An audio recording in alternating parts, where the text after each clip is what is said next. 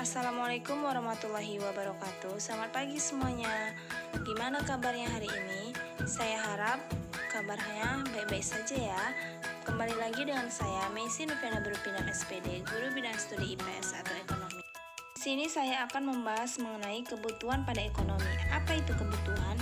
Kebutuhan adalah segala sesuatu yang diperlukan manusia terhadap benda atau jasa yang dapat memberikan kepuasan dan kemakmuran pada manusia itu sendiri, baik kepuasan jasmani maupun kepuasan rohani. Secara garis besar, jenis kebutuhan manusia dapat dibagi menjadi 4. Yang pertama, kebutuhan menurut tingkat intensitas. Yang kedua, kebutuhan menurut sifat. Yang ketiga, kebutuhan menurut subjek. Dan yang terakhir, kebutuhan menurut waktu kebutuhan.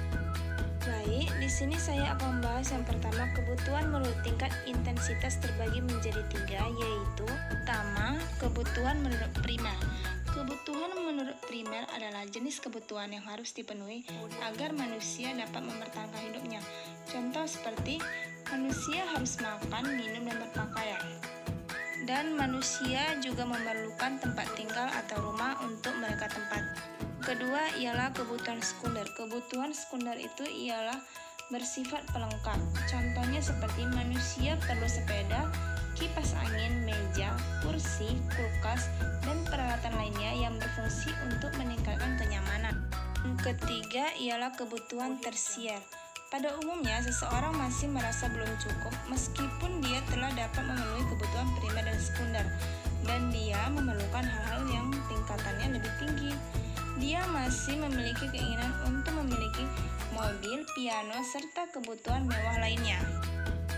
Yang kedua ialah kebutuhan menurut sifat. Kebutuhan menurut sifat terbagi menjadi 2, yaitu pertama ialah kebutuhan jasmani. Kebutuhan jasmani ialah kebutuhan yang berhubungan dengan jasmani. Kebutuhan jasmani antara lain pakaian, makanan, dan minuman. Kebutuhan ini seringkali disamakan dengan kebutuhan primer. Kedua ialah kebutuhan rohani. Kebutuhan rohani ialah kebutuhan yang bersifat kejiwaan.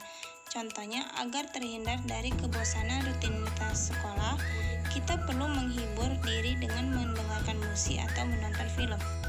Baik, sekian dulu materi yang saya sampaikan. Terima kasih. Assalamualaikum warahmatullahi wabarakatuh.